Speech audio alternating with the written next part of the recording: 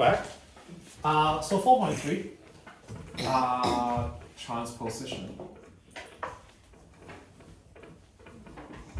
So basically, symmetric group Sn is too complex. Okay? Because of that, we want to find some simpler subset.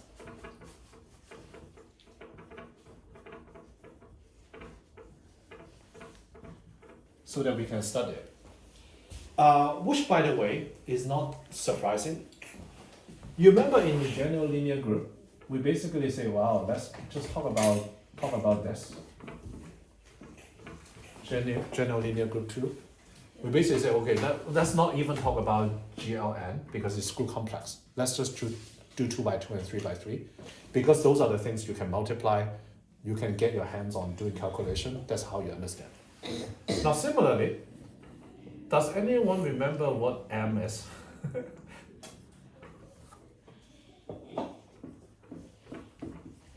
In one of the last class, I think it was the last class, we basically M represent all the rigid motions on a thing. Remember that? We didn't talk about it much, but we basically say the dihedral group D6, and this is what we call cyclic group 6, is the symmetry of hexagon. And we say, let's just kind of talk about this. This is all basically a small, more interesting subset of M, which I basically call it is all the rigid motions on a 2D plane. So similarly, for here, we're going to follow the same recipe. So definition. So if we have a permutation, sigma, which basically interchanges two elements, I'm going to call it two letters, I and J, and leaves all the other fixed.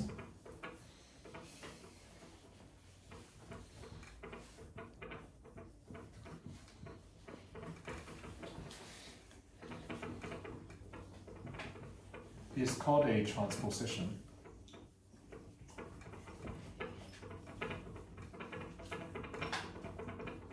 And we basically denote it by just ij. The reason I call this letter, not numbers, is just for very silly reason. I will link it to the lecture.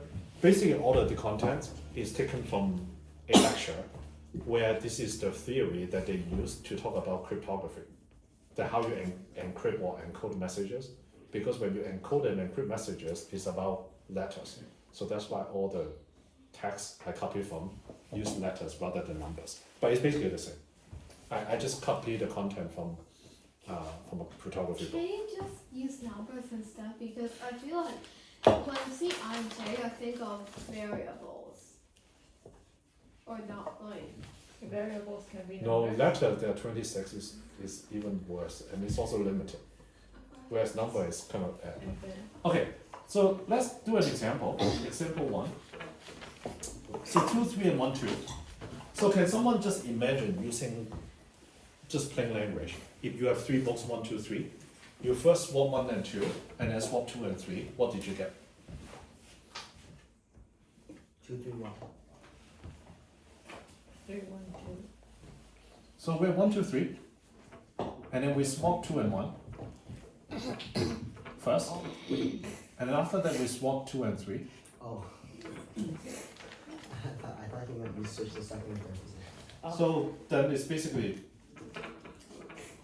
3, 1, 2. So it's we're talking about 3 elements. So this is basically just telling you this is 3 elements. Now something is clear. I say clearly, double quotation. So when you have 2 elements, you swap 1 and 2 is basically the same as swapping 2 and 1. It's clear to everyone, right? You swap the position of 1 and 3 is the same as swapping the position of 3 and 1. So these two basically is the same. What is the inverse?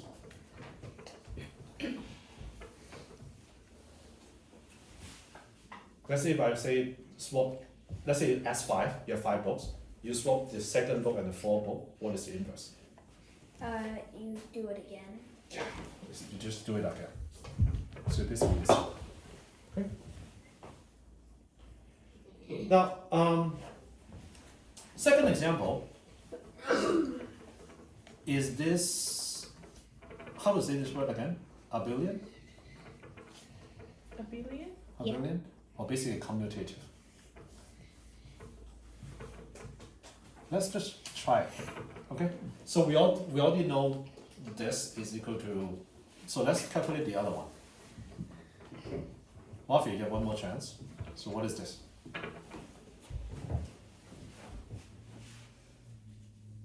2, 3, 1. 2, 3, 1. Bingo. Again, if you have 1, 2, 3, is Joanna's is right action. So this one you start from the right hand side. So you swap 2 and 3. And then you swap 1 and 2. So it becomes 2, 3, 1. In the line where it's all, in the line on the very left, the second line it says 1, 2, and then 2, 3. This one? Yeah. When you see that, is it implied that it's only that the set is 1, 2, and 3? No. So that's why here I basically say that it's S3. You're right. It's not clear. So if I talk about S and N, basically this element can be in anything. So that's why I specify that this is in the end I say it's S3. Okay. So now congratulations everyone. So by now you basically get another new batch. Because you now have yet another new algebraic operation. So now you know how to handle this type of symbols in addition to addition, subtraction, matrix multiplication, and also the dihedral group. You now have learned yet another way of what's seemingly ridiculous just a few months ago. If I saw if I saw this like yesterday, then I would have thought that it's 12 times 20. Exactly. I should go because you are the one who's in a hurry. So I think I should keep going. I am taking time off for the next whole week. Rafi and Daisy is on spring break. So I don't mind going as long as we can, but let's kind of give a theorem. So every element of Sn can be written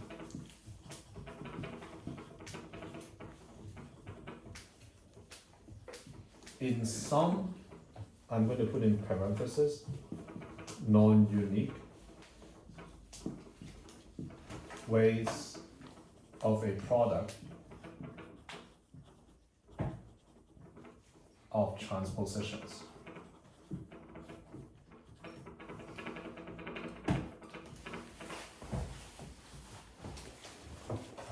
So in plain English, what it means is as follows.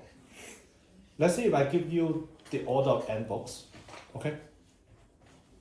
If you start from 1, 2, 3, 4, 5, 6, basically original order n, if you just swap 2 at a time, you can get into whatever arrangement that you want.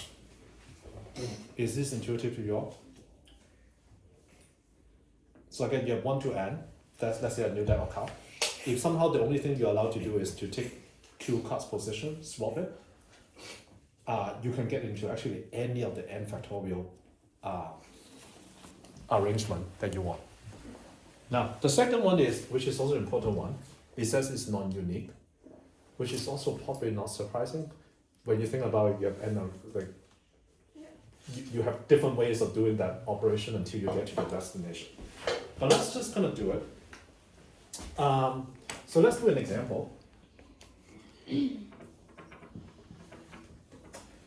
So let's call a sigma 1, 2. and then 2, 3, 1, and then 1, 2. Now I'm beginning mixing kind of symbols and notation. So remember this one is the transposition. This one, remember from the first half of the class, is 1 map to 2, 2 map to 3, and then 3 map to 1. So it's basically 3 elements. So let's do this. 1, 2, and then 2, 3, 1.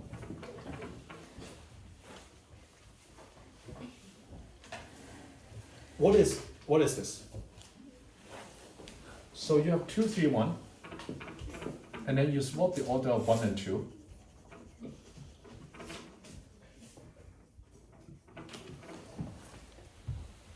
So it basically become 1, 3, 2. Make sense? Yeah. Now, 1, 3, 2, is it a transposition? Yes. What is it? Huh? What is the transposition? You're swapping 2 and 1? No, we keep 1 the same, so it's 2, 3. It's 2, 3. Okay. So it's 2, 3. Okay? Now, let's do another one.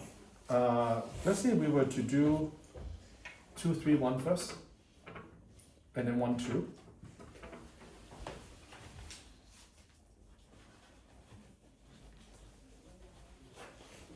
Then 1, 2, if we write it out, is basically 2, 1, 3. We're swapping the order of this.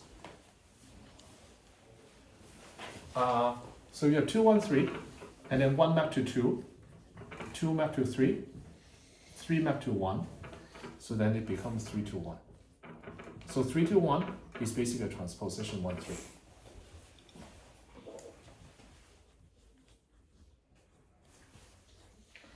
What does transposition mean again? It means keeping everything, pick 2. Let's say you think about this in arrangement of n books on a bookshelf. Pick 2 of the books, swap the order, but then keep the rest in the same position. Okay. So now after doing all of this, so let me show you, this is supposed to be an example to illustrate this is non-unique. So sigma is 1, 2, 2, 3, 1, and 1, 2. So using the first one, you can basically replace 1, 2, and 2, 3, 1, the first guy, with 2, 3. So therefore, it's actually this is the same as 2, 3, and 1, 2. I'm basically saying I can replace this because the first 2 element is 2, 3. So I replace it. Okay, so it's 2, 3, and 1, 2. Now, I can also just replace the second and the third element, 2, 3, 1, and 1, 2, with 1, 3.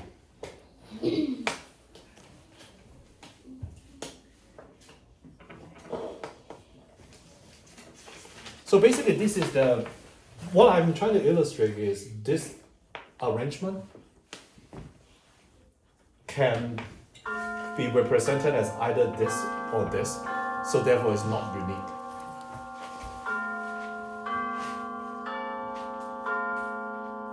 Do you know what I'm trying to? Okay, then let's just do this.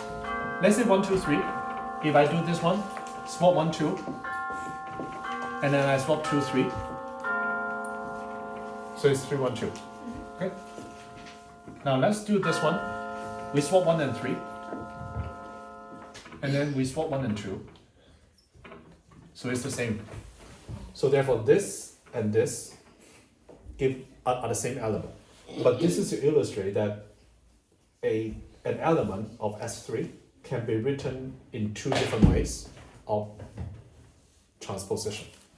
And I guess like if you have let's say something like 2, 3, 1, and then you apply 1, 2, and then if you want to generate another like set of operations that you can do, then you can add 1, 2, and then add another 1, 2, and then it gives the same answer because they cancel out. Right? If you have 2 books on a shelf and then you swap the first two books and then you Yeah, but swap it's the kind first of- two books again. But it's, then- I know what you're saying, but it's kind of cheating, right? If you add 2, 1, 2 here, then yeah, then it is not it unique, but does it's prove that it's not unique, right?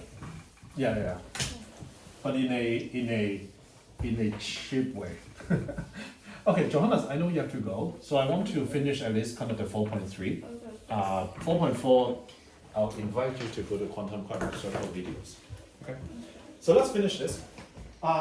So another definition. So there's some transposition is even simpler.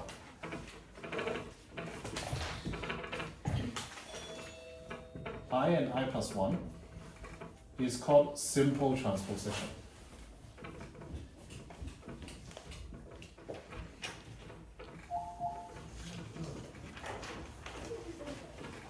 So let me give an example. So 1, 3 is equal to 1, 2, 2, 3, 1, 2. I'm stating as a fact, but I want to show it to you. So if you have 1, 2, 3, and you first swap the position of 1 and 2, okay, maybe forget about this. So if you swap the position of 1 and 2, so it becomes 2, 1, 3, and then you swap the position of 2 and 3, so it's 3, 1, 2, and then you swap the position of 1 and 2, then it's the same of swapping it 1 by 3. So it turns out this is always true, meaning one of the homework, by the way, good news, you're not going to get homework today, but you'll get it on email. Because there's a URL link that has to do with a Nobel Prize winning speech that I think is easier for me to send you a link. So one of the homework is like this. Write 1, 4 as a product of simple transposition. I think you don't have to write this sentence down for those who are taking notes, okay? But I'm trying to illustrate a fact. So let's say if you have 2 elements, everyone look at this hand gesture. Let's say if you have 2 books on the shelf, if you want to swap the position of those 2, you don't have to write that. You'll get it from the homework. So if you have 2 books, you want to swap it and keep every book the same. It's called transposition. Right. What I'm trying to illustrate here is, you know what? If you just swap 2 neighboring books, one at a time, eventually you can actually, basically every transposition, swapping the position of 2 books can be done by just switching the neighboring one. For example, 1, 3, if you want to switch 1 and 3, if you switch just 2 neighboring 1, 2, 2, 3, 1, 2, you'll basically get you that. So this is another example that you're going to do. If you want to change the position of the first book and the fourth book, if you're only doing the neighboring book switch one at a time, eventually you can actually do this. Wait, how many books are there in total? Let's say 10. For that question, is it 10? You mean how many switch do you have to them? No, how many books in total are there? It doesn't matter because you're not going to touch the 5th book and onwards. Like this, like if you try to. Yeah. Good. This is a good exercise. Okay, Switch it and then switch the green there. like that. Yes, essentially you've done it. Okay. Now, this simple fact is actually a theorem.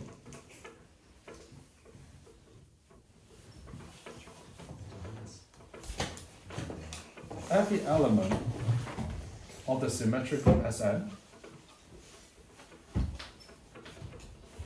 can be represented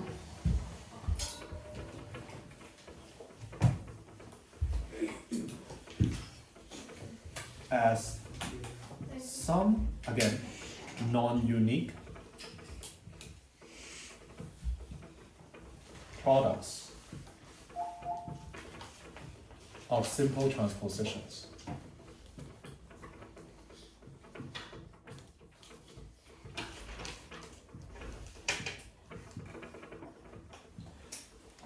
So again, in plain English, what we are talking about here is as follows. This is a theorem, okay?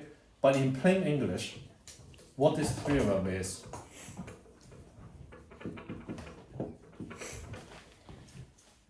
swapping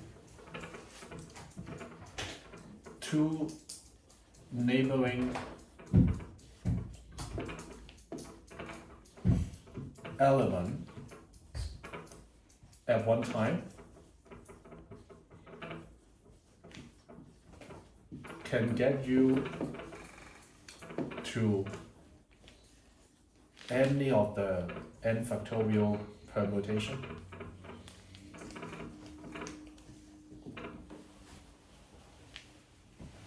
So I want to take a step back so to make sure everyone understand what the last two element is.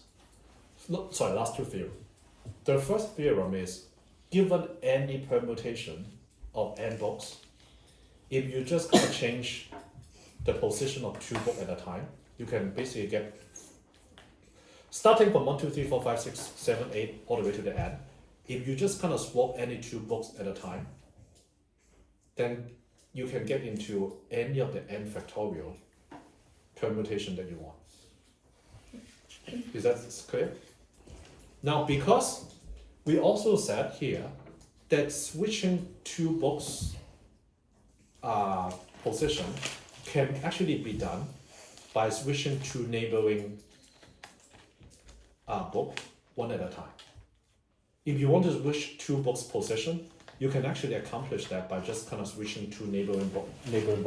Like the Johannes example, let's say 1 to 4, you just swap two at a time. You can eventually just express swapping 1 to 4 by just switching, basically by simple transposition.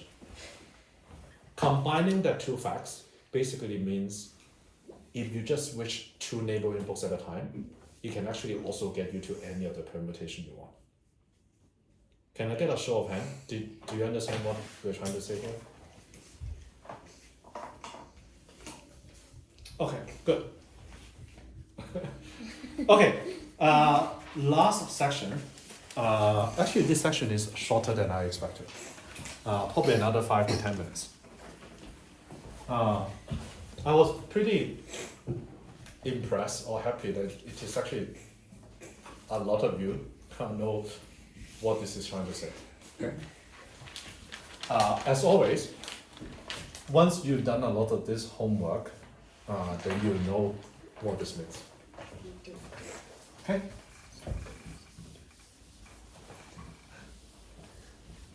So last section. So we've done transposition. Let's do one more types of permutation. It's called cycle. Can anyone make a guess what a cycle is?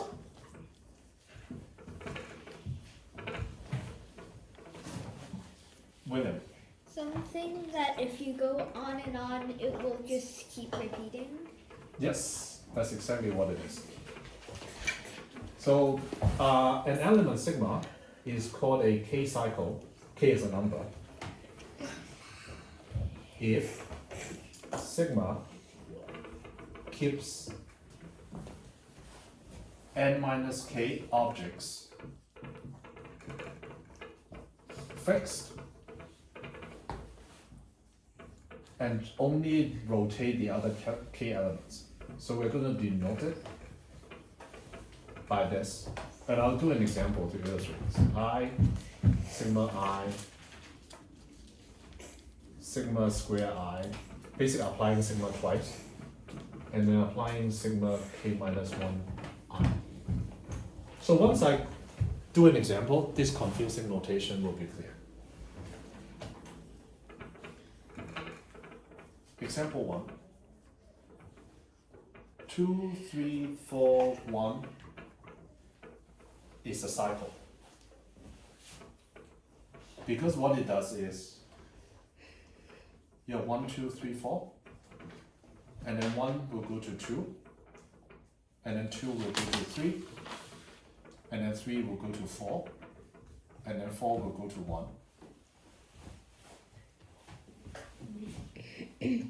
So because of that, 1, 2, 3, 4 is basically the same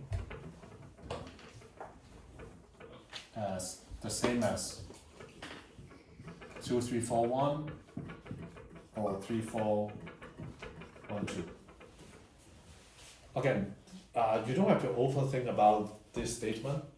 Basically, it means it is kind of cyclical, shifting by one position. Let me give another example. Example 2. What about if I tell you 1, 3, 5 is a cycle in S6?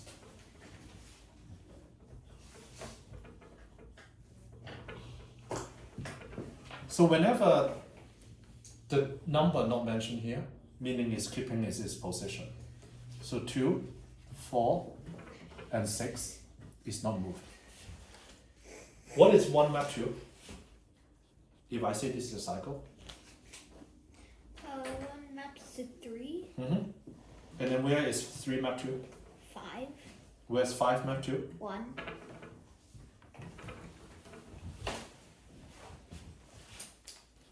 So 1, 3, 5 therefore is called using that terminology, is a 3 cycle.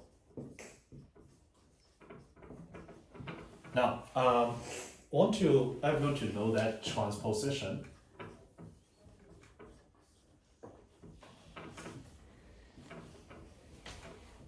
are basically 2 cycles.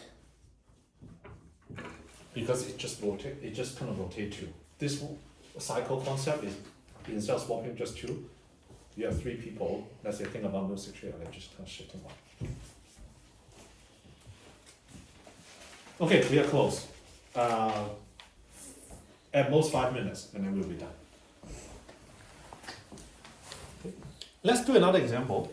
Example 3.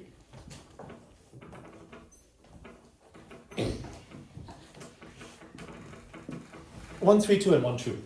Simplify it. It doesn't really matter what it is, but let's say it is S4 as an example.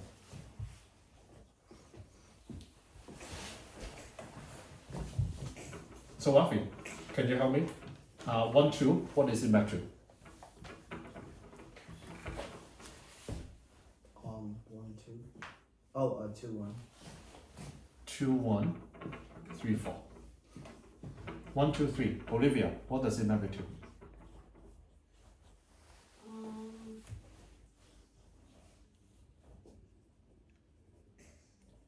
One.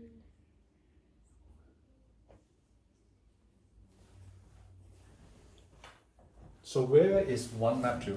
1 map to 2. 2, and then 2 map to 2. No, to 1. but I'm talking about this element now. 1, 2 is already done. If I apply a 3 cycle here, 1 map to 2, where is 2 map to?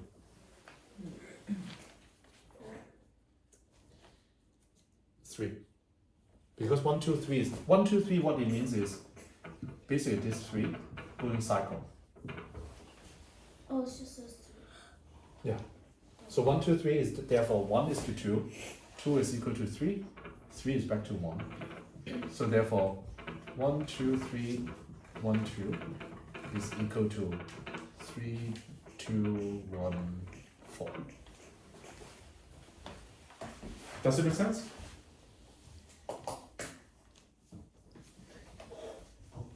Does it make sense, Michael? Oh, yeah, makes sense to me. Kind of does. It does to me. No? Okay, then let's do one more example. Wait, I don't get how you would rotate it. Let's say 1, 4, The cycle. 3, and then 2, 3.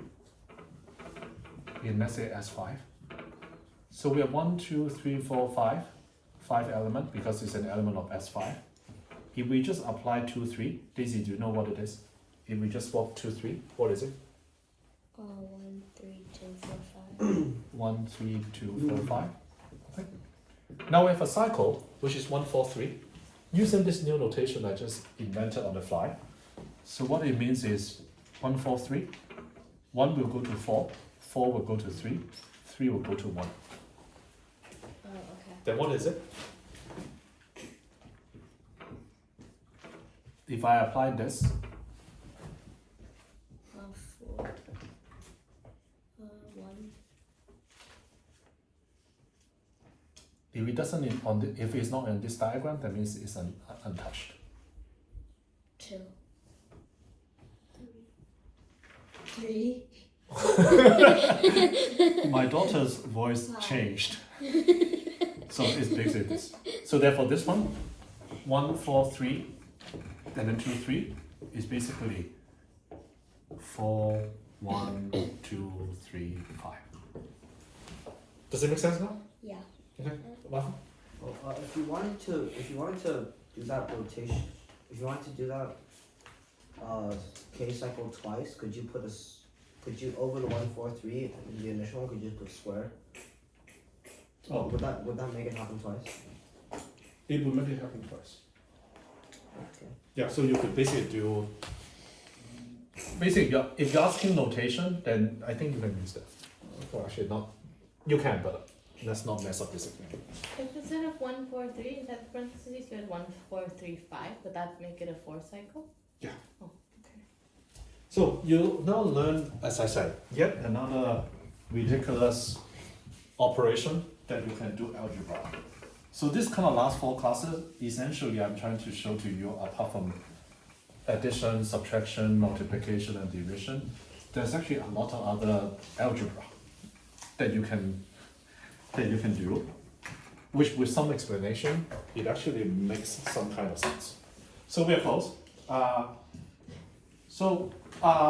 If I say 2 cycles are disjoint, what do you think it means?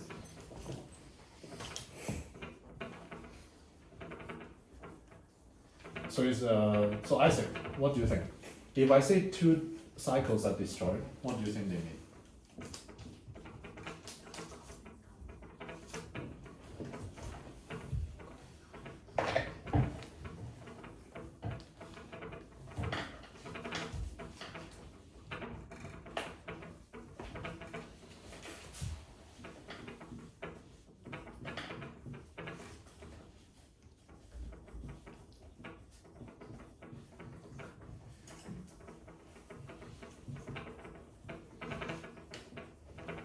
So which one are disjoint?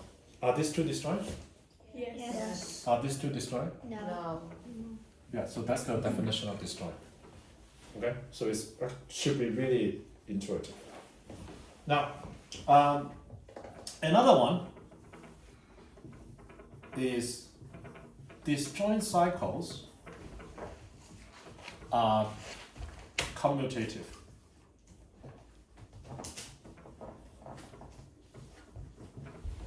I want everyone to take a pause. Is it intuitive to you? Yes. Yeah. Yeah, if you are touching different elements, then you can do one after another. So for example, this 2, if I'm just cycling the first 3 books and then the last 2 books, What does that mean? which one? What's D? Disjoint. Disjoint. Okay. Now, the last theorem, and then we'll be done for the day. Okay. So we have 2 theorems in the second half of the class. The first one is every element in the symmetric group can be written as a product of transposition. It's really not satisfying because it's non-unique. Okay. The second theorem was, you know what? Every element can also be written as a product of simple transposition, meaning I and I plus 1. But that is also not satisfying because it's also non-unique. So finally, we have something better after introducing all of this. So it turns out every element sigma of Sn can be written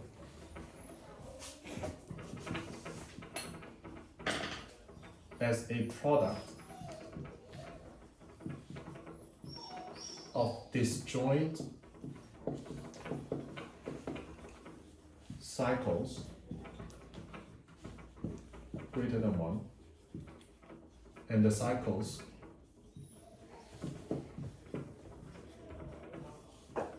are unique. So this greater than 1, it basically just means that you cannot add some random like, oh, I'm swapping itself, because if you're not doing anything. Okay, if you're adding this kind of random one element to the product, then of course it's not unique. So that's why it says greater than 1. but just use your common sense when we say what a unique product of cycles.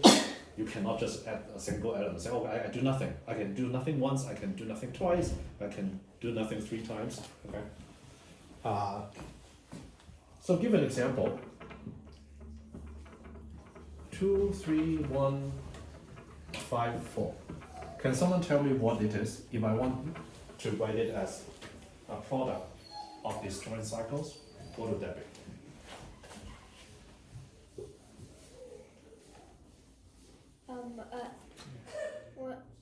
The first one would be 2, 3, 1.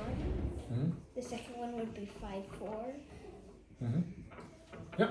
Now by convention, we like to write it so that the smallest number should be at first.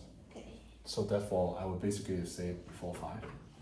Again, 2, 3, 1. What it means is 2 is to 3, 3 is to 1, 1 is to 2.